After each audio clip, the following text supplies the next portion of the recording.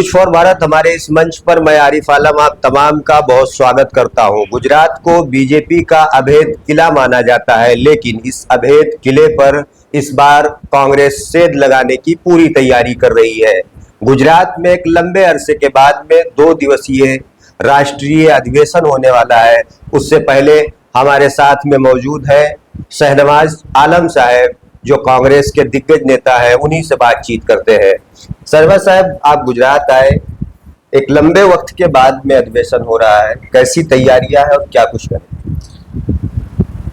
देखिए, तैयारी बहुत अच्छी है और मेन चीज ये है कि गुजरात का जो नेचर है वो स्वाभाविक तौर पे बीजेपी का नेचर नहीं है, कि कांग्रेस पार्टी को खड़ा करने वाले जो 2 सबसे बड़े चेहरे थे, गांधी जी और सरदार पटेल, ये दोनों ही लोग एक इंक्लूसिव भारत की बात करते थे, समावेशी भारत का एजेंडा था उनके पास, और ये दोनों ही लोग सांप्रदायिकता के घोर विरोधी थे, आरएसएस के घोर विरोधी थे। गांधी जी की हत्या आरएसएस ने करवाई और आरएसएस पे बैन सरदार पटेल ने लगाया था। तो कांग्रेस का डीएनए और गुजरात का डीएनए बेसिकली एक जैसा है। इस डीएनए को फिर से क्लेम करने के लिए, इस लेगेसी को फिर से क्लेम करने के लिए कांग्रेस पार्टी बहुत सीरियस है, और इसीलिए हम करीब 64 साल बाद भावनगर में पिछला बार अधिवेशन हुआ था, यहाँ पे हम अधिवेशन करने जा रहे हैं। क्या रणनीति बनेगी ताकि गुजरात के साथ ही साथ पूरे देश को एक नया मैसेज दिया जाए? देखिए, अलग से कोई रणनीति नहीं है। गुजरात ने हमेशा देश को रास्ता दिखाया, कांग्रेस को रास्ता दिखाया, और ये बात पिछले एक मीटिंग के दौरान राहुल गांधी जी ने खुद अहमदाबाद में इस बात को कहा था, गुजरात में ही कहा था। तो यहाँ कोई अलग स्ट्रेटजी नहीं है। गांधी और पटेल के विचारों पे हमको आगे चलना है, उस पर बात करना है, और यही स्ट्रेटजी है। सरदार पटेल का विचार क्या था? सरदार पटेल राजनीति में आने से पहले बेसिकली एक किसान नेता थे, जो कपास किसान के सवाल को उठाया करते थे। अब सरदार पटेल का रास्ता जब कांग्रेस कह रही है, तो उसका मतलब है कि हमको गुजरात में किसानों के सवाल को उठाना पड़ेगा। अगर हम कह रहे हैं कि हमको गांधी के रास्ते पे चलना होगा, तो गांधी जी ने जो अलग अलग समुदायों को एक साथ लेकर के राष्ट्र निर्माण का अभियान चलाया, उससे हमको सीखना होगा। किसी भी तरह से दबाव में नहीं आना होगा। इसी अहमदाबाद में कोचब एक जगह है जहां पे महात्मा गांधी जी ने एक आश्रम बनाया था, जिसमें अलग अलग समुदायों के लोग रहते थे, कोचरब आश्रम जी। तो एक दलित व्यक्ति ने एक चिट्ठी लिखी और उनसे कहा कि हम आपके आश्रम में सब परिवार रहना चाहते हैं। गांधी जी ने उनको बुलाया रहने के लिए। जब वो यहाँ पे आए, तो उस समय जो सामंती लोग थे, मनुवादी लोग थे, जो कांग्रेस के अंदर भी थे, उन्होंने उसका विरोध किया। गांधी जी लेकिन उनके दबाव में नहीं आए। गांधी जी लगातार अपने आश्रम को चलाते रहे, बावजूद उसके कि लोगों ने उसको फाइनेंशियल मदद करना बंद कर दिया था।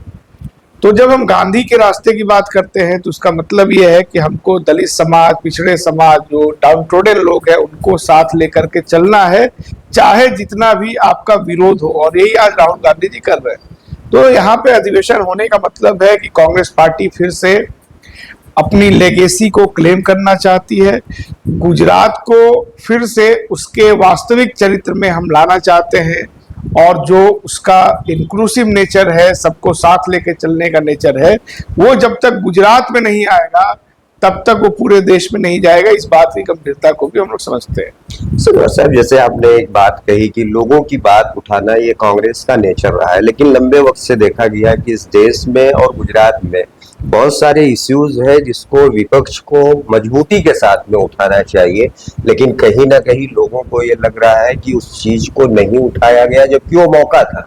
आप देखें 2014 से पहले जो आज सत्ता में लोग हैं, वो लोग बड़े गंभीरता से, बड़े हंगामेदार तरीके से चीजों को उठाते थे, वो अब नहीं हो रहा है। तो कहीं ना कहीं आम लोगों को ऐसा लगता है कि हमारी बात जो है वो कांग्रेस नहीं उठा पा रही है। देखिए, एक आदमी शरीर में जितना ताकत होता है उतना काम करता है।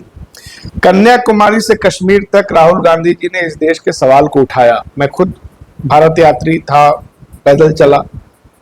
मीडिया 14 से पहले विपक्ष को स्पेस ज्यादा देती थी, क्योंकि वो कांग्रेस की सरकार थी। कांग्रेस ने एक लिबरल पॉलिसी बनाया था, लोगों को ज्यादा से ज्यादा अपनी बात कहने का वो अवसर देते थे, भले वो हमारे खिलाफ ही जाता था।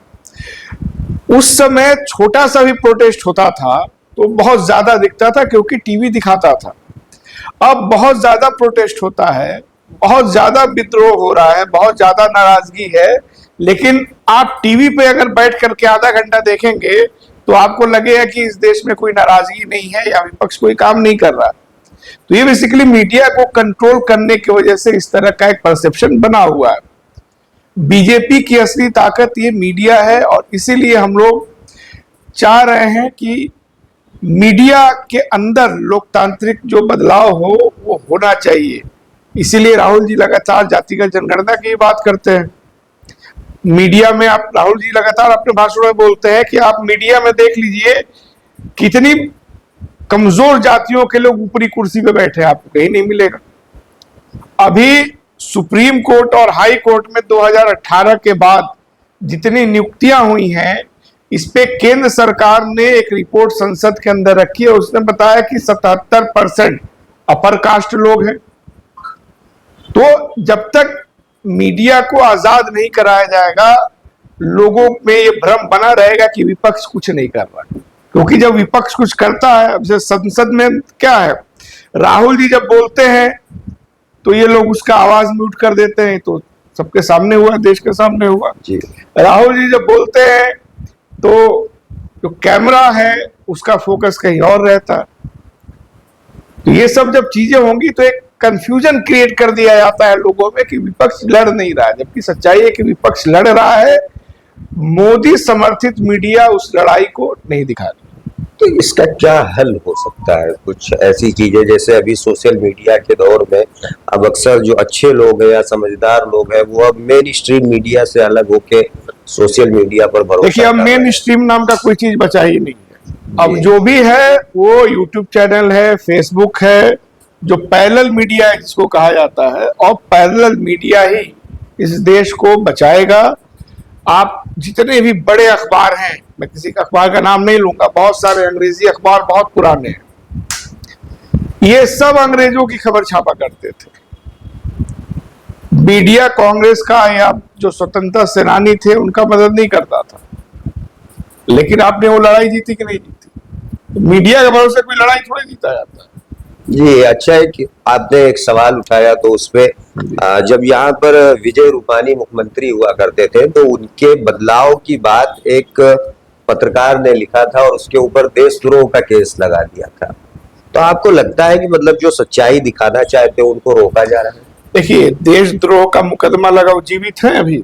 जी, वो जिंदा है। नौजवान पत्रकार। अच्छा, एक पत्रकार थे दिल्ली में, वो अखबार निकालते थे इनकलाब नाम से।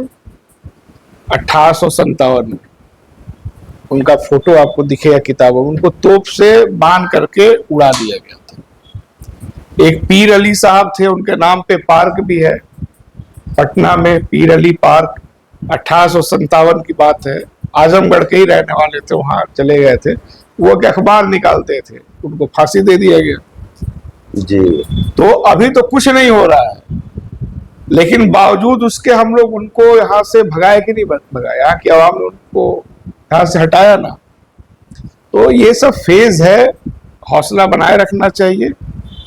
कांग्रेस में मैं कहूंगा कि भरोसा लोगों को बनाए रखना चाहिए। कांग्रेस बेसिकली क्या है, देश क्या है, किसका आइडिया है? कांग्रेस की सबसे बड़ी सफलता क्या है? ये नहीं है कि उसने बहुत विकास किया, ये सेकेंडरी चीज है। उसने अलग अलग समुदाय के लोगों को जो आपस में रोज लड़ते थे उनको एक साथ रहने की कला सिखा दी। यही कांग्रेस पार्टी की सफलता है। और आपका देश भी तो इसी तरह बना है ना। आपका देश यूरोप की तरह नहीं है, आपका देश सबको एक साथ लेकर के ही बना है। अभी मैं देख रहा था कल या परसों किसी शिवसेना के नेता ने एक बयान दिया कि जो लोग भी इसका विरोध करेंगे वक्फ वक्फ का, बिल का। तो जलियांवाला कांड जैसा हम लोग दोहराएंगे, ये भाषा बोली जा रही है ना। जी जलियांवाला कांड जो हुआ था उसमें जनरल डायर की हत्या किसने की थी? वो किया था शेर सिंह ने, जिनको उधम सिंह नाम से बुलाया जाता था। उनसे अंग्रेजों ने कोर्ट में जब पूछा कि तुम्हारा नाम क्या है, तो उसने बताया मेरा नाम राम मोहम्मद खान है। तो भारत कोई सामान्य देश नहीं है ना। भारत एक दुनिया को इसने आश्चर्यचकित कर दिया था। बहुत सारे लोगों ने इस बात को लिखा है कि जब वो पहला चुनाव देखने आए थे 1951 का, तो लोगों ने कहा कि ये पहला और आखिरी चुनाव है, इतने अलग अलग कम्युनिटी के लोग एक साथ रह ही नहीं सकते। फिर किसी ने कहा नहीं, एक बार और चुनाव झेल लेगा ये देश, उसके बाद एक साथ नहीं रह पाएंगे लोग। ठीक है। एक बहुत अच्छे एक्टर थे टॉम एल्टर साहब। टॉम एल्टर का एक इंटरव्यू में देख रहा था, उसने कहा कि मेरा एक दोस्त आया था ईरान से, उसको पिक्चर बनाना था मेरे साथ, तो एक दिन दिल्ली घूम के आया, कहा कि ये कैसा देश है। अभी मैं लाल किले की तरफ गया, वही जामा मस्जिद भी है, 200 मीटर दूर पे गुरुद्वारा भी है, मंदिर भी है, ये सब चीजें एक साथ वहां कैसे हो सकती है? ऐसा कोई देश हो ही नहीं सकता। जी तो भारत ने लोगों को आश्चर्यचकित कर दिया था। जी, आपकी बात सही है, लेकिन उस वक्त में कांग्रेस इस तरीके से काम कर रही थी, लेकिन मौजूदा हुकूमत जो काम कर रही है, नफरत की सियासत अपने चरम सीमा पर है, और जो नफरत की खाइयां है दोनों समुदाय के बीच, वो बढ़ रही है लगातार।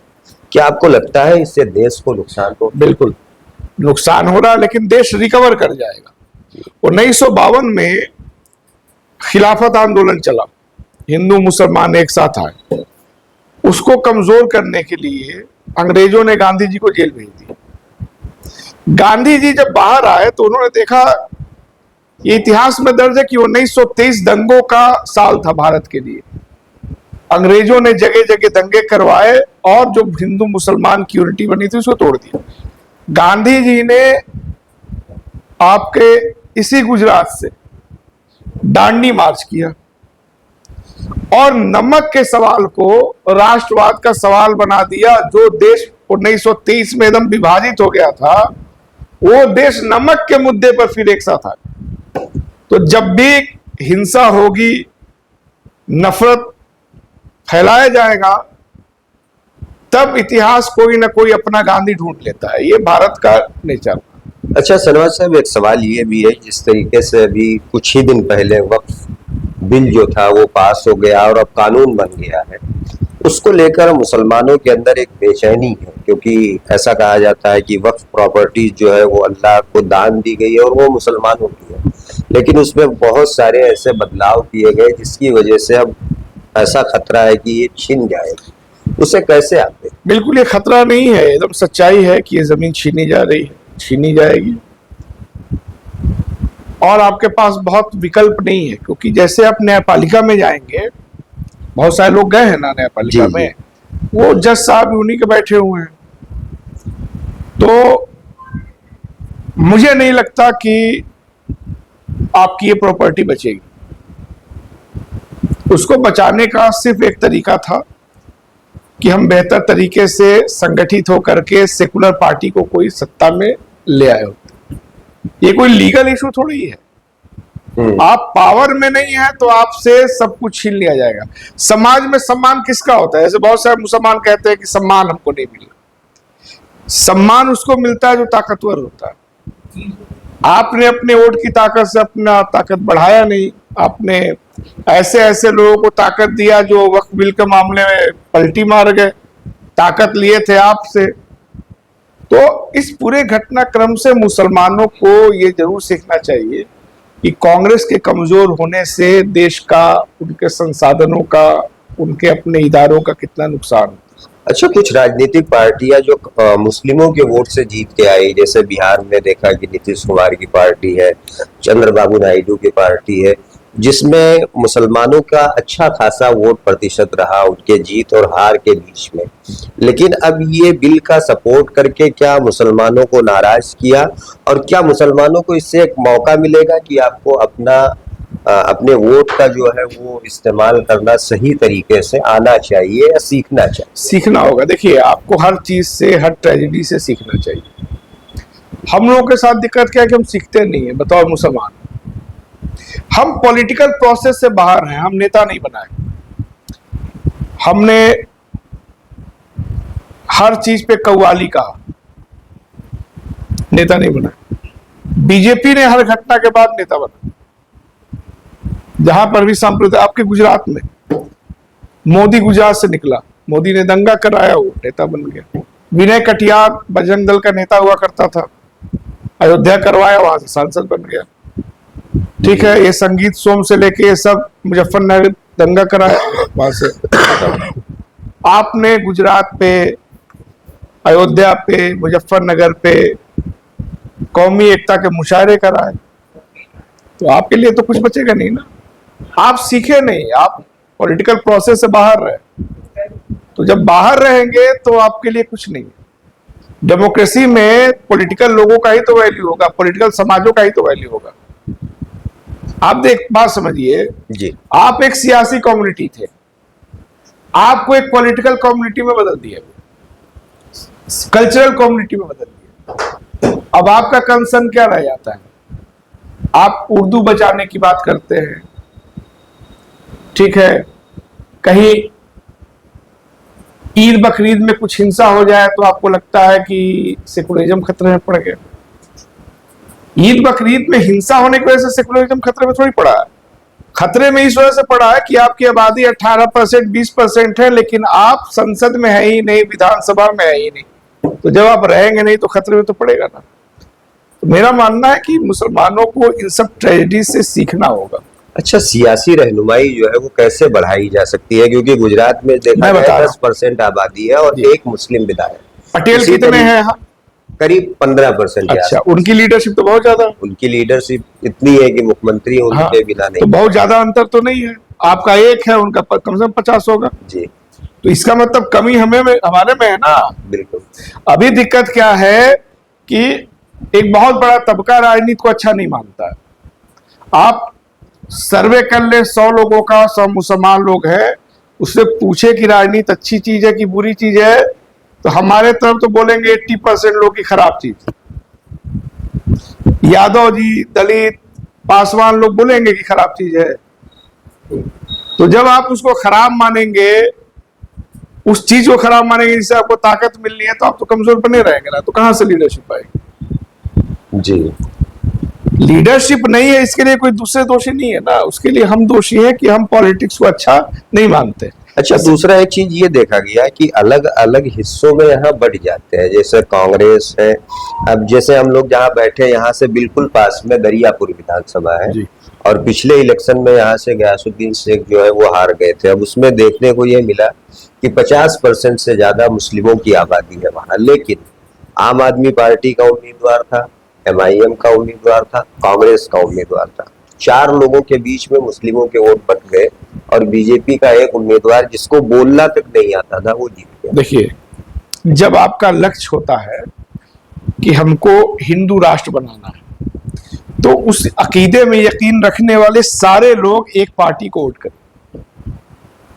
ठीक है, आपका जब लक्ष्य होगा कि हमको एक सेकुलर राष्ट्र बनाना है, तब आपका वोट नहीं बटेगा। जब आप विचारधारा के बजाय व्यक्ति को नेता मानेंगे, तब आप 4 जगह नहीं 40 जगह बटेंगे। बीजेपी के प्रत्याशी को भी लोग नहीं देखते हैं, सिंबल देखते हैं। सच्चाई है, मुसलमानों में पहले प्रत्याशी देखा जाता है। ये ऐसे ही हुआ जैसे मान लीजिए कि आपको अहमदाबाद से दिल्ली जाना हो, तो आप क्या करेंगे? आप जाएंगे, ट्रेन का टिकट खरीदेंगे, ट्रेन आएगा, अहमदाबाद से दिल्ली जाने वाला, बैठ जाएंगे। आप में कोई भी ड्राइवर देखने जाता है कि देख ले कैसा है, कि ड्राइवर देख ले अच्छा होगा तब बैठेंगे, नहीं तो बंबई जाने वाले भी बैठ जाएंगे, ऐसा नहीं ना होता। तो मुसलमान क्या करता है? ड्राइवर देखता है। ये आपकी समस्या है ना। ये बंटवारे को रोका कैसे जा सकता? रोका तब जाएगा जब आपका लक्ष्य क्लियर होगा कि हमको, जैसे बीजेपी ने क्या है, बीजेपी ने समझाया कि हमको हिंदू राष्ट्र बनाना है। उस विचारधारा में यकीन रखने वाले सारे लोग उसके साथ हैं। सेकुलर भारत की परिकल्पना में यकीन रखने वाले लोग अगर बटे रहेंगे तो उनकी अपनी कमी है ना। जी। ये हमारी अपनी कमी है, जो तब दूर होगी जब हम मानेंगे कि सियासत में विचारधारा मायने रखता है, लोग मायने नहीं रखते। अच्छा, पिछले दिनों महाराष्ट्र में इलेक्शन हुआ, वहां देखा गया कि जो धार्मिक संस्थाएं हैं, मजहबी संस्थाएं हैं, वो बहुत एक्टिव रही, लेकिन गुजरात में या देश के लेवल से ये चीजें नहीं आ रही है कि एक आदमी ऐसा हो जो मुस्लिमों की बात उठाए, तमाम मुस्लिम उसके साथ हैं। एक आदमी क्यों ऐसा हो, 100-200 लोग क्यों ना हो। जी, दरअसल क्या है, आप मसीहाई वाली धारणा के शिकार हो गए। कोई मसीहा आएगा और वो कर देगा, तब तक आप बैठ के अपना बिजनेस करेंगे या जिसका जो काम है करता रहेगा, फिर कोई एक आएगा। ऐसा नहीं होता है ना, ये बेसिकली गैर लोकतांत्रिक अप्रोच है। एक नेता क्यों रहे, 50 नेता क्यों नहीं हो सकते, सैकड़ों नेता क्यों नहीं हो सकते। नहीं, ये हमारी अपनी माइंडसेट की प्रॉब्लम। नहीं, मेरा सवाल ये था कि धार्मिक संस्थाएं जो है वो पूरे देश लेवल पे एक ऐसा काम करें कि मुसलमान जो है वो समझौता करने की पोजीशन में आ जाए। मैं ये चाहता हूं कि आप अगली बार मुझसे सवाल पूछें या किसी से भी पूछें 2 साल 5 साल बाद या कल, तो ये आपके जहन में होना चाहिए कि कोई सियासी पार्टी ऐसा क्यों नहीं कर रही। लोगों को यूनाइट करने की जिम्मेदारी आप धार्मिक संस्थाओं को क्यों देना चाहते हैं, सियासी संस्थाओं को क्यों नहीं देना चाहते। क्योंकि आदमी सियासत को लेके मुसलमानों की सोच बदली। वही तो मैंने कहा कि जब आप सियासत को गंभीरता से नहीं लेंगे, जैसे अगर सर्वे कर लिया जाए 100 लोगों, किसी के बारे में पूछा जाए कि फलाने चच्चा कैसे आदमी है, तो अमूमन लोग कहेंगे बहुत अच्छे आदमी है, राजनीति से एकदम दूर रहते हैं, बोला जाता है।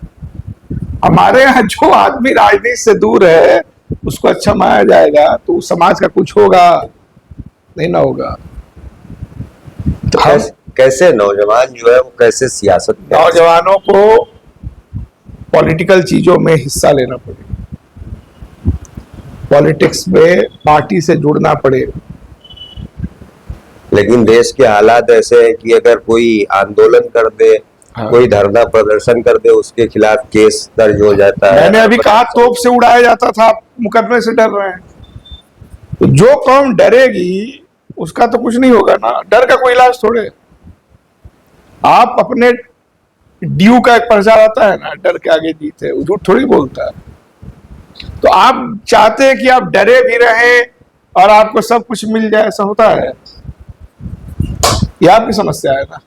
अच्छा, एक आखिरी सवाल कि गुजरात में यूसीसी लागू होने वाला है और सरदार पटेल को भाजपा अपना आदर्श मानती है। सरदार पटेल ने ही आजादी के बाद में राजा रजवाड़े जो थे उनको एक किया था, एक निशान एक विधान के नीचे लाया था। लेकिन यूसीसी लागू करने के बाद कहीं ना कहीं ऐसा लगता है कि उनके जो विचार थे उसको ही ये देखिए, लॉजिकल बात करना चाहिए हम लोगों को। जो 21वां लॉ कमीशन था उसने अपनी रिपोर्ट दी और कहा कि भारत में यूनिफॉर्म सिविल कोड नहीं होना चाहिए। हम एक ऐसे दुनिया में जी रहे हैं जब विविधता को सेलिब्रेट किया जा रहा है पूरी दुनिया में, तो हमको एक रूपता की बात नहीं करनी चाहिए। ये 21वें लॉ कमीशन ने बात कही थी। लॉ कमीशन का काम होता है सरकार को किसी भी नीतिगत मुद्दे पर सलाह देना। 22वां लॉ कमीशन जब आया तब सरकार के पक्ष में उसने यूनिफॉर्म सिविल कोड की बात करना शुरू की। उसमें 3 जज थे। एक वो था जिसने हिजाब के खिलाफ फैसला दिया था, एक वो था जिसने लव जिहाद शब्द को पहली बार केरल हाई कोर्ट में उसने कानूनी भाषा में लिख दिया कि लव जिहाद होता है। तो इस तरह के जो संघी टाइप के जज थे उनको ला करके लॉ कमीशन का सदस्य बनाया गया, सबसे बड़े संघी को उसका अध्यक्ष बनवाया गया, फिर उससे ये बात कहलवाई गई। जो लोग भी यूनिफॉर्म सिविल कोड के विरोधी हैं उनको चाहिए कि समाज में बात लेके जाए कि 21वें लॉ कमीशन ने इसका विरोध किया था। दूसरी बात, बाबा साहब अंबेडकर ने 8 दिसंबर 1952 को संसद में एक बात कही थी कि यूनिफॉर्म सिविल कोड को लाने की कोई भी अगर बात सोचता है, कोई भी सरकार ये सोचती है, तो that would be a mad government. ये शब्द थे उनके कि वो एक पागल सरकार होगी, क्योंकि ये संभव नहीं है। इसीलिए यूनिफॉर्म सिविल कोड को डायरेक्टिव प्रिंसिपल्स में रखा गया है। वो सरकार को लागू करने की अनिवार्यता उस पर नहीं है, ना ही कोई उसकी न्यायिक समीक्षा के लिए जा सकता है। हम लोग क्या करते हैं कि हम लोग लॉजिकल बात कम करते हैं। जी। जब तक आप लॉजिकल बात नहीं करेंगे तब तक चीजें क्लियर नहीं होंगी समाज के बीच। यूनिफॉर्म सिविल कोड ये लाए हैं और उनका मकसद जो है सबको पता है। यूनिफॉर्म सिविल कोड के बारे में सही से प्रचार ही नहीं हुआ, नहीं तो मेजॉरिटी कम्युनिटी ज्यादा इसका विरोध करती। हर समाज का मुसलमानों में तो ज्यादा यूनिटी है। केरल से लेके कश्मीर तक मुसलमानों में शादी ब्याह का, विरासत का सिस्टम एक जैसा है। हिंदू समुदाय में ज्यादा विविधता है। दक्षिण भारत में आप जाएंगे तो लड़की का शादी मामा से सबसे प्रिफरेबल शादी माना जाता है कुछ कम्युनिटीज में। ठीक है, बीजेपी ने क्या किया कि विपक्ष के नैरेटिव को या सच्चाई को लोगों के बीच जाने ही नहीं। वो इसलिए हो पाया क्योंकि हमारे जो धार्मिक संगठन भी हैं जो इसका विरोध कर रहे हैं, वो 21वें लॉ कमीशन का नाम नहीं ले रहे हैं, ना वो बाबा साहब ने क्या किया ये बता रहे हैं। तो जब आप उसको धार्मिक तरीके से पेश करेंगे तब तो आपके खिलाफ जाएगा, क्योंकि आपकी आबादी तो 20% है। जी। लॉजिकल तरीके से बात करते तब न जाता। आप जितना भी आंदोलन धार्मिक संगठनों ने किया, उनके नेताओं ने जो ब्रीफिंग्स की, जो बात की, उसमें कहीं 21वें कमीशन लॉ कमीशन की बात ही नहीं। जबकि आप उस पर सरकार को घेर सकते थे कि आप ही के लॉ कमीशन ने ये बोला था, अब नया लॉ कमीशन ये कैसे बोल सकता है। बहुत सारी चीजों की पैकेजिंग हम सही नहीं कर पाते। कांग्रेस भी इस मामले को लेकर काफी मुखर रही है, यूसीसी को लेकर, क्योंकि बीते दिनों अल्पसंख्यक विभाग जो है उसने भी देखिए मेरा मानना है कि देश बचाना पार्टी का ही काम नहीं है, नागरिक का भी काम। हमारा संविधान क्या कहता है, हम भारत के लोग। प्रेम्बल जो हमारा है उसमें ये बात कही गई। उसमें ये थोड़े लिखा गया कि हम भारत के मुसलमान, हम भारत के यादव, हम भारत के पटेल, या हम भारत के कांग्रेसी, हम भारत के भाजपाई, तो लिखा नहीं। जी। तो हमारे नागरिक होने के बतौर भी तो हमारी कुछ जिम्मेदारी होगी कि हम सब काम पार्टी के भरोसे छोड़ देंगे। ये हम लोगों की अपनी कमी। गुजरात के मुस्लिमों को आखिरी क्या पैगाम आप देंगे? आखिरी पैगाम और शुरुआती पैगाम की बात नहीं है। लोग सियासत में दिलचस्पी रखें, कांग्रेस पार्टी को मजबूत करें और ज्यादा से ज्यादा पॉलिटिकल हिस्सेदारी की बात करें। मसीहा का इंतजार न करें। डेमोक्रेसी मसीहा का इंतजार नहीं करती। डेमोक्रेसी आई ही इसलिए कि हर आदमी के अंदर लीड करने की क्षमता थी या अधिकार था जो आपके संविधान ने दिया।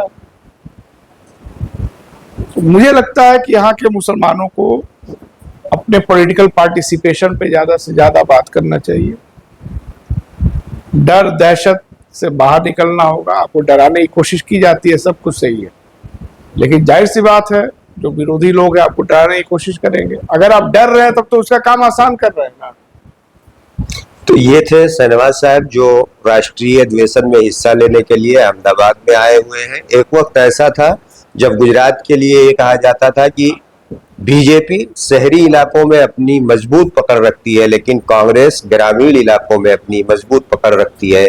लेकिन बीते कुछ इलेक्शन से ये नैरेटिव चेंज होते दिखा। शायद इसीलिए इस बार कांग्रेस राष्ट्रीय अधिवेशन गुजरात में कर रही है। ऐसे में देखना दिलचस्प ये होगा कि कांग्रेस अपने खोए हुए जनाधार को वापस किस तरीके से हासिल करती है।